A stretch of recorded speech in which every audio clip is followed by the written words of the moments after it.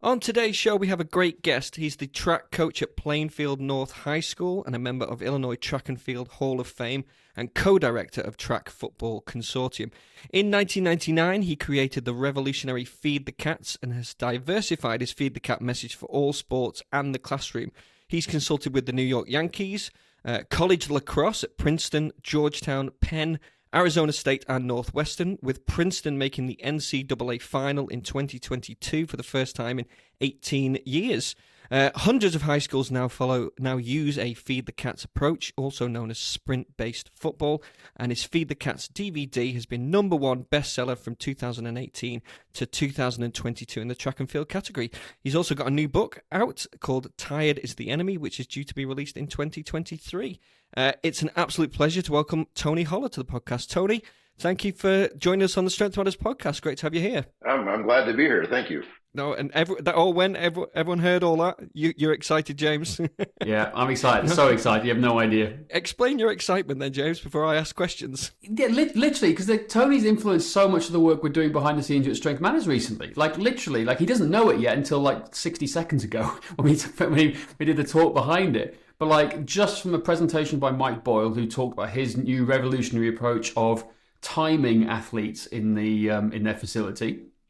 It's carried on into the work that I followed, and I bought his resources, read his books, and watched his podcast and his YouTube videos religiously ever since. So I've been like a secret stalker. So there you go. I'm Tony's secret stalker behind the scenes. So that's why I'm excited. It's influenced us and personally as well. So there you go. Absolutely it is.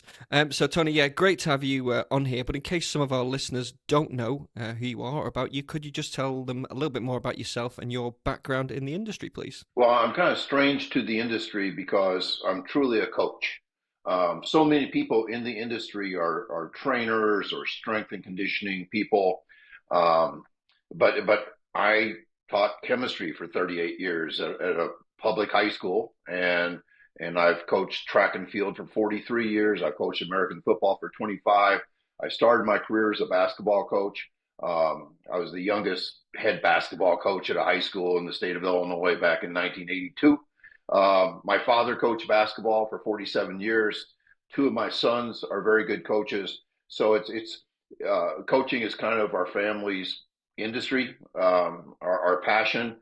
It's how we have fun. So I bring kind of a different perspective, I think, to athletic training because I coach groups, I coach high school kids. Some people dismiss me as a developmental coach, and I fire back at them. Maybe they should be developing athletes too. But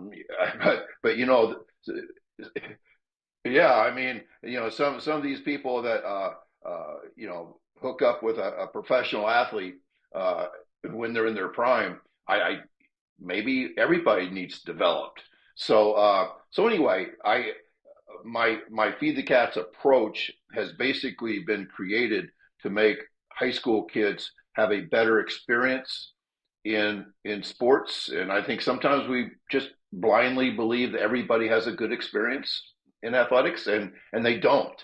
I think that the majority of kids have the joy of sports taken from them, and I'm kind of on a campaign, a crusade to put that joy of sports back into kids, which then is reflected back to coaches and makes coaches' lives better too. Yeah, fantastic. So tell us a story then about behind the concept of Feed the Cats and where the name came from. Well, it came from my son when he was 13 years old. Told me he did not want to run track in high school. And I was the track coach. And I said, why? And he said, because track sucks. And I said, yeah, it does. And I caught myself and says, it really does suck. And what am I doing coaching a sport that is kind of miserable?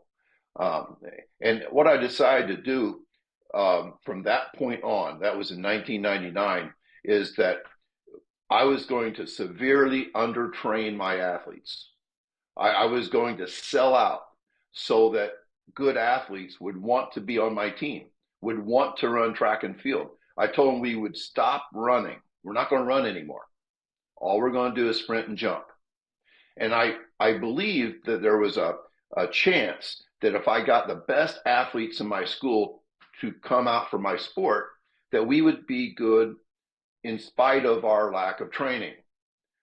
What I learned was that by doing less and doing things that focused on pure speed and pure explosiveness, that our kids became very good in all events.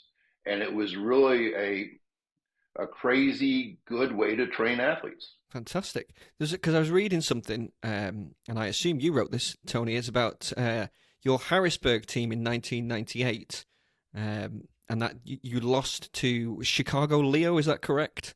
Yes. And that's where it kind of came about. And like you said, they were like the best track team you had at the time, and yet you ran with your tails between your legs, which is obviously appropriate for Feed the Cats. So how did the training change between your 1998 team then and your 1999 rather team? Well, my 98 team was the last time that I bragged to my athletes that we are going to outwork everyone in the country.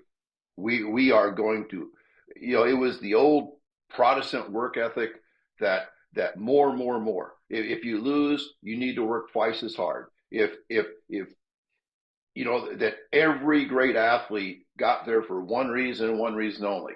They outworked everybody else. If you talk to professional athletes, that's what they'll tell you. But it's not true. It's not true. The ones that didn't make it probably outworked them. And there's this entire industry of more. And in 98, I had a team that was very good in the middle distances, but it was a hot day, and we didn't perform very well. And the team that beat us by being super fast and great jumpers. And so I had the idea that maybe it would be much easier to win state championships, to be a championship caliber team, by focusing on speed instead of hard work. And like I said, the results from that point on have been remarkable for me, and maybe more remarkable is the dozens or hundreds or whatever number of people who have taken my methods and actually employed them to even more success than I've had. So I get constant feedback about how Feed the Cats has changed the lives of coaches and given them a competitive advantage. Tony, do you think having your background as a chemistry teacher and like an outside perspective, like was able to give you a bigger influence onto the idea of the Feed the Cats, like taking an outsider's perspective into the world of fitness? Now, the only reason I say that is because I came from the world of languages and doing computer science and police work. I didn't do fitness. I didn't go to the college or do a degree in biomechanics and stuff like that. So I looked at it from a very different angle. Does that different approach and your experience of having your family as coaches as well, like help you draw those conclusions and get the Feed the Cats like system in place, so to speak? Yes, I think both of those things have a huge impact. Maybe more so than any 64-year-old in the world, I truly understand the tradition of sports in America because I grew up with it. I was my father's oldest son. He is only 23 years older than I am. All three of my mom's brothers were college football players. Two of them were high school football coaches. And so I lived in this world of cliches and we're going to outwork the competition. And I'm just very aware of the traditional approach. And so after being in that traditional approach for so long, I became kind of rebellious, I think. So that was one thing. I rebelled against tradition because I was so aware of the tradition. And then the other thing, like you say, I think I brought in a kind of a fresh approach because unlike so many people these days, when I became a track coach in 1981, there was no Twitter. There was no online. I mean, like, and wasn't the world a better place without it? I don't know. Twitter's really been good for me, but I mean, it's kind of changed my life actually because I've become connected with people all over the world. But That is true. Like it. yeah, like exactly. But like if I wanted to read something about running, I would read it in Runner's World, and that was about distance running. I uh, I was 40 miles from the nearest university. I had four little kids. I was broke. I really had no mentors, so to speak, and so I kind of grew my ideas, some of them good, some of them bad, from a fresh perspective. Nobody told me how to coach ever in track and field. Now, I came from great tradition in basketball and in football, but in track, I had really no mentorship. And I think I read where Seb Coe said that one of his advantages when his father coached him was his father did not live in the echo chamber of of training, that he did not copy everybody else. And I think that that new ideas a lot of times come from the bottom up. The top down just feeds you traditional crap. Mm-hmm. I can't emphasize and agree with that more, because this is one of the things that when I, again, Mike introduced the concept of who you are and feed the cats. I then went into your website and started watching some of your videos, and the thing that came across more than anything was your ability to simplify the complex. And that's something I really admire, not just with yourself, but with other trainers and coaches as well. Because if you're taking the complex, it's about how you explain it to your athletes. And most of the athletes, just they want to run fast, like perform better, whatever they want to do. They want to keep and have fun. They don't want to know the ins and outs, the intricacies of the aerobic and anaerobic systems and stuff like that. That's my experience anyway. But it's the way you simplified it to get that across. I thought was a really fresh approach. It's what drew me to your work more than anything. It wasn't the fact that the results, I knew the results were there because you could see it and everyone's talking about it. But it was the idea of your simplicity and your ability to convey complex ideas with the less is more approach. And that's how it drew it into us. So I think it's a testament to what you're doing now and how we found it, because we find that's the best option most of the time, with particularly people we're working with. And I love it how you're doing that with people. And making that fresh approach, because it's warranted, because a lot of scientists, let's call them scientists, particularly in the UK, they quote science. They're so good at quoting research and papers, but in practical terms, in the weight room, on the track field, on the field, it doesn't work. And it's just like confusing all the time. So that's my hats off to you and what I think has brought to the industry in making sprint training and athleticism simple in that terms. I think the complexity sells. Like I've gotten the opportunity in the last 10 years to meet a lot of very, very famous coaches. And it seems like I call it kind of a pissing contest of experts, where they constantly want to find the next complex idea or a new type of terminology. They want to come up with some crazy flowchart graph that means nothing, but it looks like a piece of art. And I've often said that simplicity does not sell. And I don't think it sells a lot, but it has been my niche, like, because I do not join that pissing contest of trying to out expert the experts. I have gained an audience of people that truly work with kids. And I think I think you're right. That is my connection. My connection is not with the experts. It's with the people on the ground doing the work. Yes. And that's, you've just succinctly said exactly what I felt. That's what I felt. I felt you were talking to me as a coach, not a scientist. Which is, I'm not getting me wrong, the background behind it. Like I don't know the ins and outs of all the science, because that's not my background. I can tell you about computer design and stuff like that to the nth degree. But when I was coaching and working with police athletes and police officers, I had to break it down to the simple and figure this stuff out. So what I found was, the more complex, I got confused. If I was getting confused, how would the guys I know work with get confused, and how it translates? So, like yourself, Mike, Dan, John, those are, people who make the complex super simple is what I resonate with, because it has a more of a carryover to practical coaching to get results, in my personal opinion, anyway. So yeah, Dan, John, and Michael Boyle are two of my absolute favorite people, and it's a funny story. Michael, it's a cool story about how we met. We're both the same age, but he read a rather heavy-handed article I wrote called 10 Sprint Facts I Wish Everyone Knew.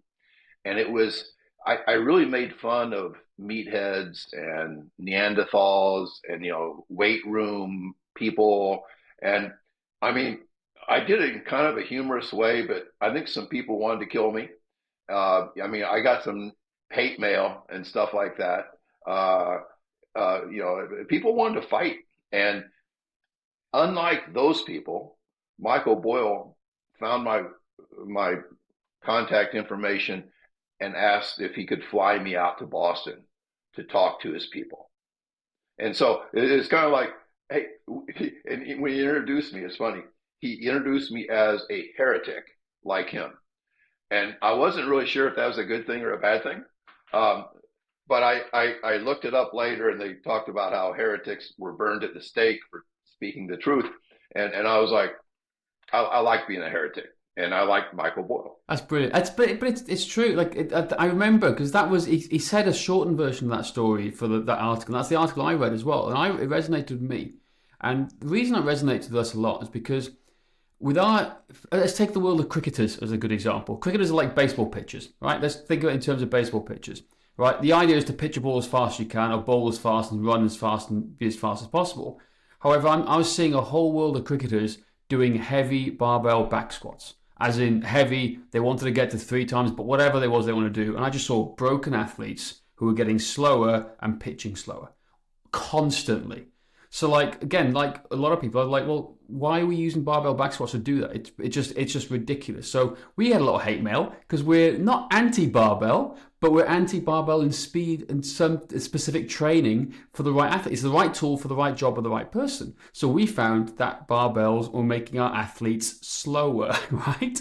So therefore, we find other options which are better.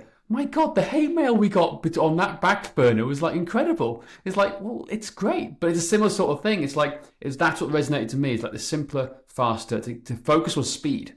That was the focus. That was the ultimate goal. And what is it that's doing it? That's against convention, because all the literature and research says you must squat heavy with a heavy barbell back squat, etc., etc. And that's the thing that really tied it all together for us, and to get that concept through for us. So anyway, slight anecdote in between that sort of thing. Yeah, and with Michael, I think I spoke for 3 hours, and I think he took away one thing.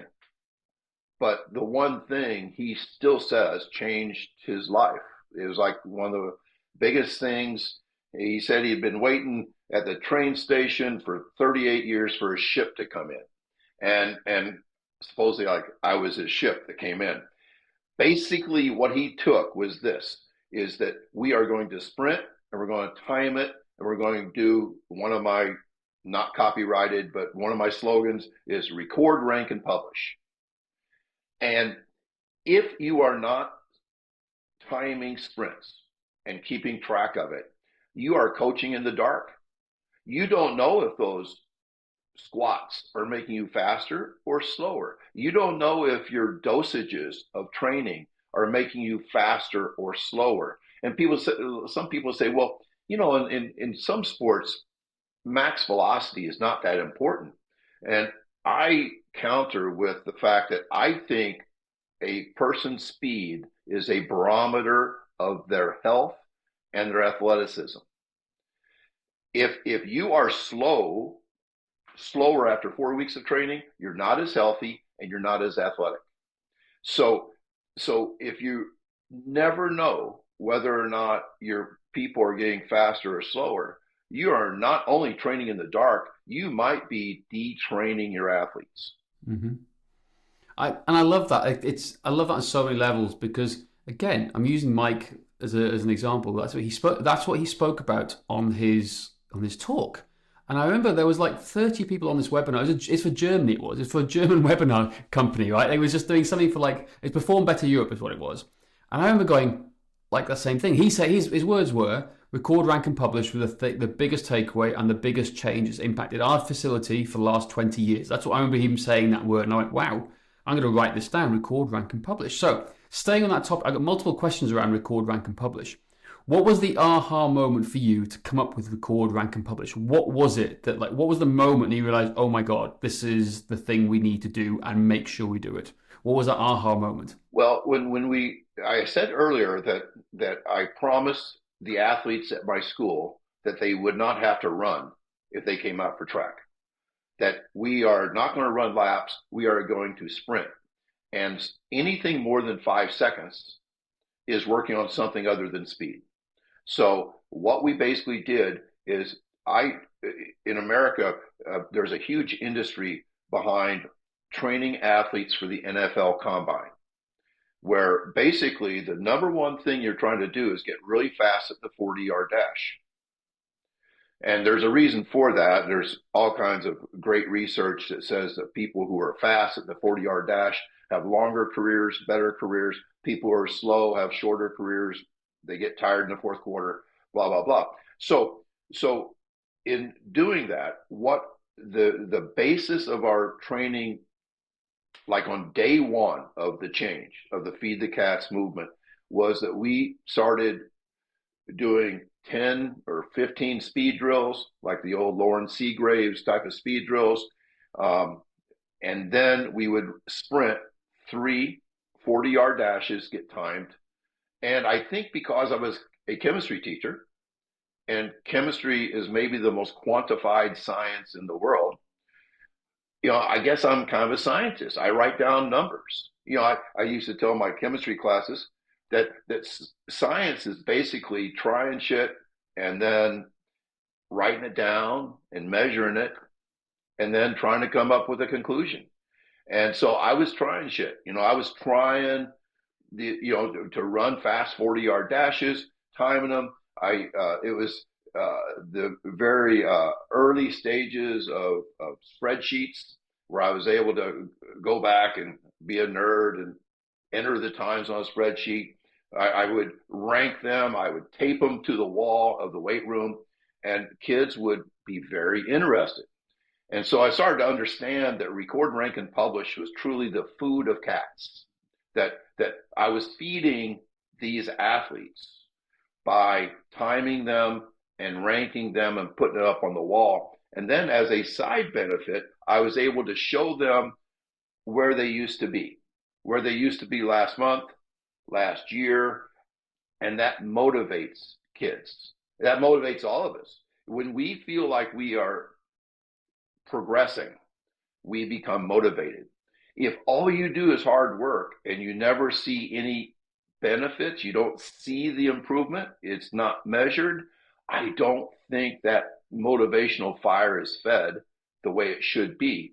So maybe I just stumbled into it, but I think in the early years, I was timing 10,000 40-yard dashes a year. Wow. That's a lot. Yeah, yeah, it is. That's a good job. Well, we love data at Strength Matters as well, don't we, James? We that's what we go off when we assess our clients and feedback to them. And as you say, if it gives them a visualization of their progress, and they love it generally. Oh, there's so much to unpack in that first 20 minutes or so. Like one thing that came into my head is your concept of the old school outwork the competition. I feel like that's how my football team Everton work. And up until the weekend, they hadn't won a bloody game, but they looked good at the weekend, and they all seemed very quick. Actually, they pressed, they broke really quickly. They seem to be fast. So yeah, I don't know but Sean Dyche's Everton's manager. Yeah, I think he does work on a bit of the old concept of outwork the competition. Anyway, that's a complete side note.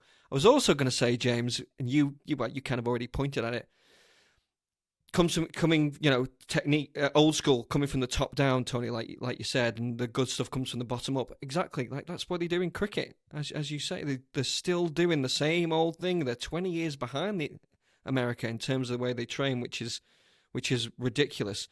So, Tony, could you then give us a practical example of how Feed the Cats works in a sports setting? We could pick football, NFL, for instance. Yes.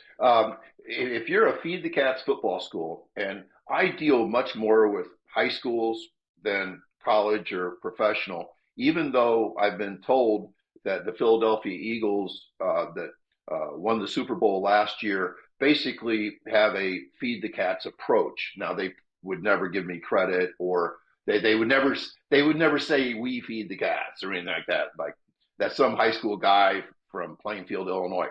But this is what a feed the cats program would do. You stop conditioning, which all like what? I mean, conditioning, that's what makes men out of us, right? No, it detrains athleticism when we run guys into the ground. So we prioritize speed, number one, for all positions. Even the biggest guys on the field, we want to train them with small doses of max velocity.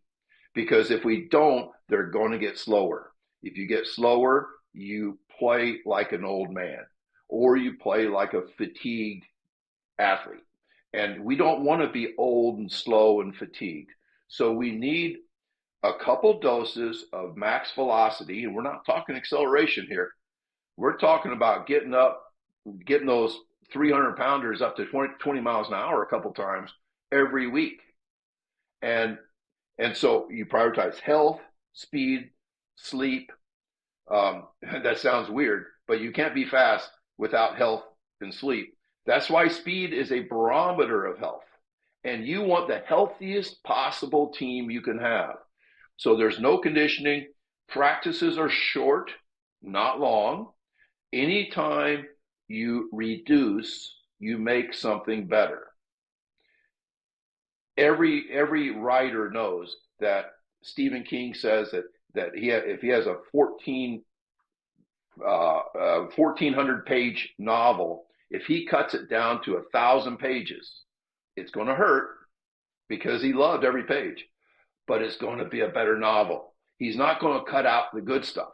He's going to cut out the weak stuff. And so if you go from a 3-hour practice to a 2-hour practice, your practice will be better because you will practice the right stuff, not all the stuff. And so it's a very essentialist way to coach. And I love the book Essentialism by Greg McKeown.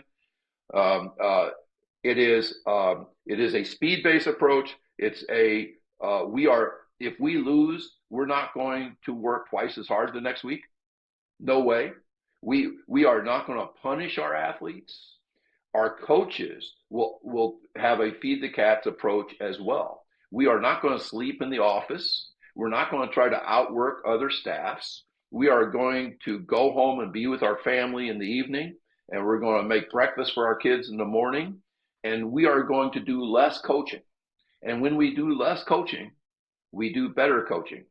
And I will go to my grave saying that coaches try too hard, they work too hard, they become tired and fatigued, and when you do that, you drink too much, and all those things go together to make you a monster of a coach, a terrible coach. But that's what we've been taught, that every coach got there because he outworked the weaker coaches. And it's total myth. It's interesting you say that as well, because less is more is type of approach, because the phrase we use is growth actually comes by expanding your comfort zone, right? So like that's the way we think about it. A good friend of ours over in Belfast is an expert powerlifting coach, strength coach, and he always talks about expanding your comfort zone. So your peak literally is expanded. So you just absorb the peak and you just go further and further and further. It's the same with what we see and have done over the years, is that we never train weight to failure. It sounds crazy, right?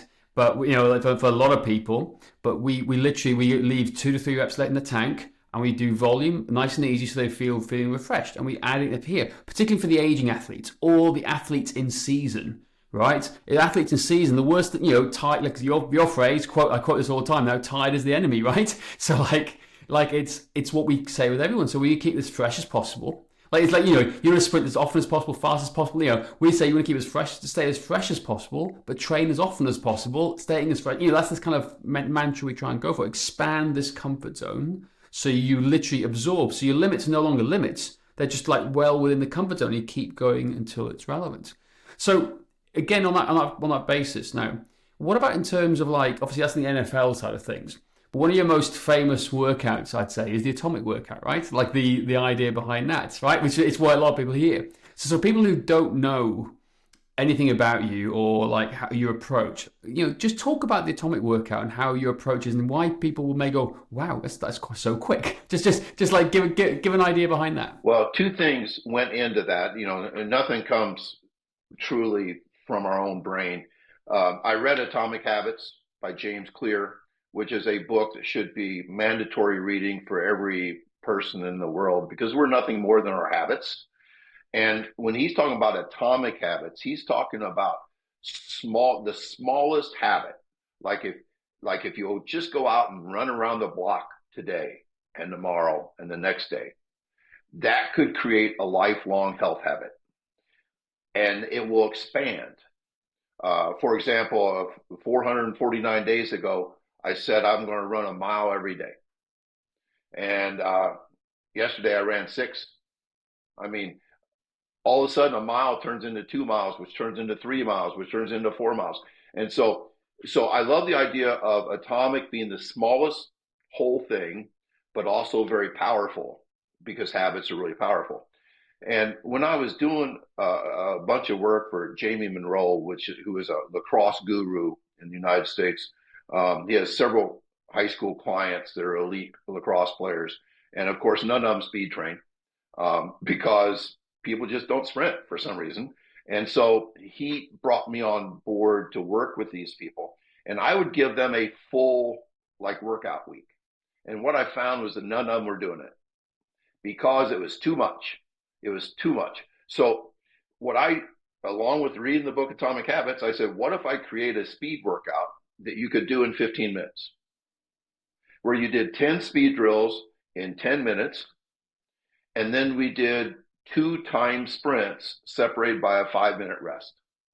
And we're going to time those 2 sprints. So in 15 minutes, you are going to work for 60 seconds. Do you think that you could do an atomic workout 2 or 3 times a week? And the kids would say, sure, that's easy. I said, wait. You have to do it when you're totally fresh. You could not do it after practice, after lifting, after 12-hour school days. You have to do it when you're fresh. Do you think you could give me 2 15-minute workouts where you do 60 seconds of work? And they yeah, I can do that. So basically what I did was try to create that habit of run around the block where maybe you'll turn into a marathon runner someday by just getting these kids out to do something. And I believe the atomic workout, I know the atomic workout can be effective. And as a side story, there are several football teams now in the United States that are doing the atomic workout in place of their old-fashioned fatigue-seeking warm-up. Because you feel better at the end of the workout than you did at the start. And I think that's a great way to get ready to play football or basketball or anything else. So it's so central nervous system based, it's so electrical that even though it's just 60 seconds of work, your CNS is on fire. And that's the way you want to play games or practice. And just one other thing, when we're talking about doing less and leaving some gas in the tank, one of the most forgotten things about that type of training is that you learn to love the training. And we're good at things we love, and we're willing to suffer for things we love. And that's why a Feed the Cats football team can play well in the fourth quarter when they're tired, even though they've done no conditioning, because they love it. We are willing to find the magic that it takes to win a game in the fourth quarter because we love what we're doing. We love the training. And when you love something, you don't have to be pushed anymore. It pulls you. Yeah. And Tony, just as an anecdote now for you, so it goes beyond football, basketball, and the American sports. So the atomic workout was a big part of Cardiff Cricket Club here in Wales, right? Who play just below semi-pro level now. So we ended up this season 3rd in the top division, right? In here in Wales here, which is semi-professional leading to the next level here now. Just to give you an insight. And last season we came 8th. And it's been a few years of middle to low table type playing here now. So this season, they finally asked me, James, do you mind doing something with us at the start and like introducing things? So do you know what I introduced?